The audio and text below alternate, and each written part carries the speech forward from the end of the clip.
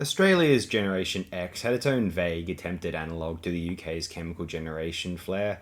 I don't know if it has ever been named, and I don't care enough to check if it has one already, although, like most Australian cultural phases, it mimicked an existing trend 3 or 4 or 5 years late, and so the chilled urban zen slacker of Manchester slash American grunge, which was moving toward shorter haircuts and corporate neo-yuppie dull history ending, so it evidently wanted, forced agreeableness and consensus building.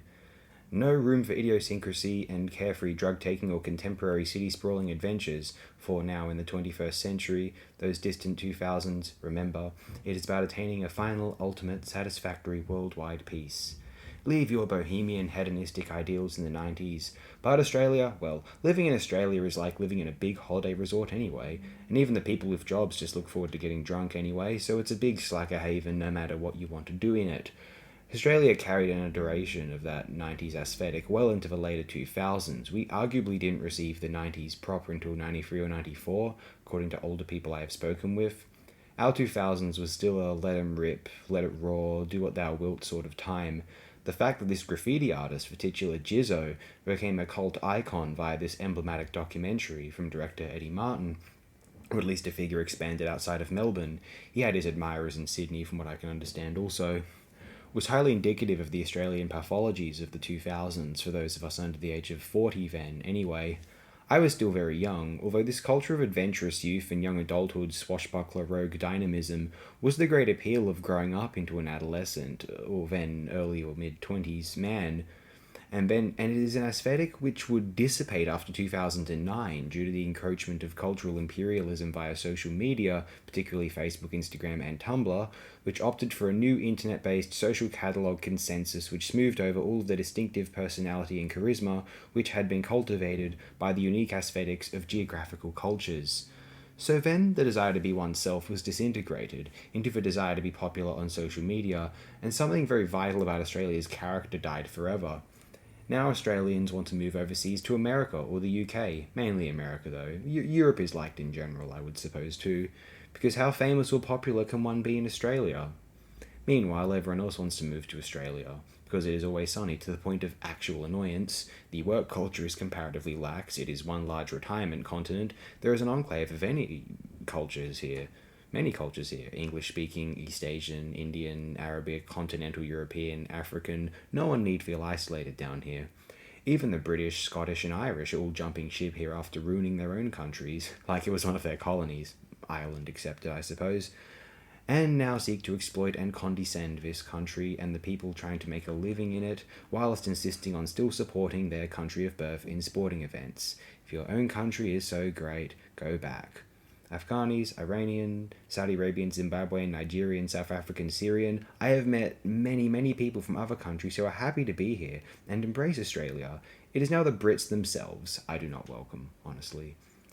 That's the beauty of being an Anglophile, actually, appreciating their culture without actually being one of them. You're either a Colonel Blimp conservative or an image conscious post Gen X catastrophe who remains stubborn about listening to anything except vacuous British guitar pop or in vogue hip hop, whoever decides what is then in vogue.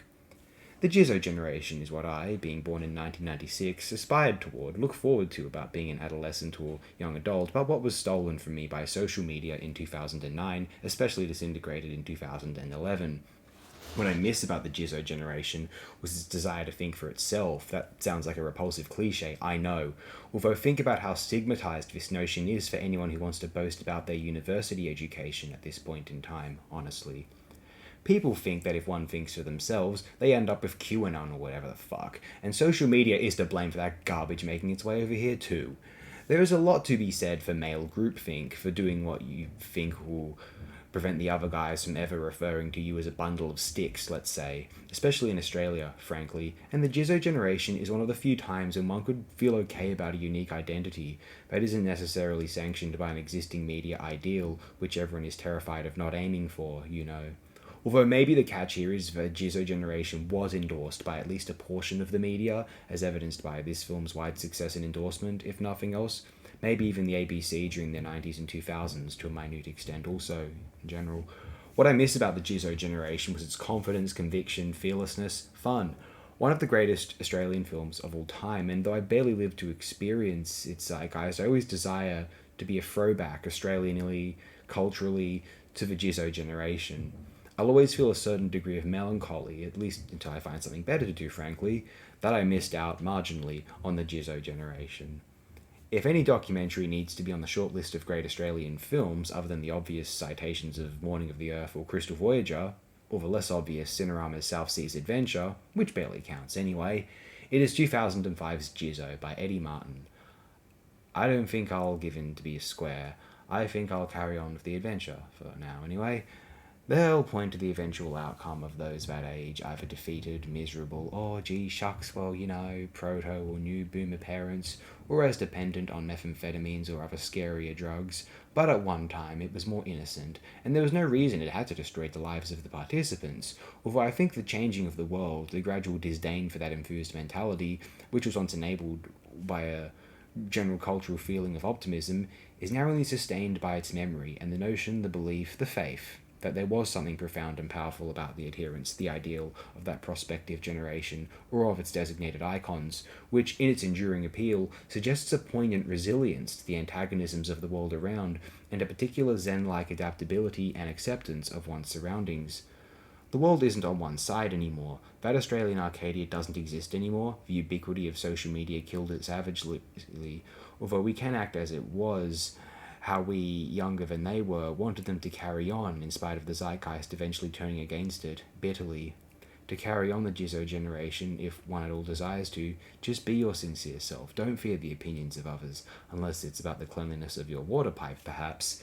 Embrace optimistic love, not your infinite anxieties. Do not judge others. One only does this because it is pleasurable. There are few begrudging judges, obviously. Don't be afraid of reputation, ever, anywhere, and remember that you'll never definitely without fail impress anyone except yourself, so start there, and maybe other people will then notice you, or at least other people that do matter. To non-Australians, this might all sound bizarre. To New Zealanders, self-important bullshit. They prefer knives to water pipes. They have a different idea of bizarre. Let me tell you how bizarre. To my fellow Australians, stop worrying about everyone else. That was what was so great about this nation at one time. Even those zealous right-wing attitudes are rooted in male pack mentality, fear of being mocked, and desire to impress others. We can stamp these out, and the worst qualities of the left, if I may be blunt, via adhering or seeking inspiration from, attaining a certain perfected equilibrium with the Jisoe generation. Because after all, things can't get much worse, can they? What have we got to lose now?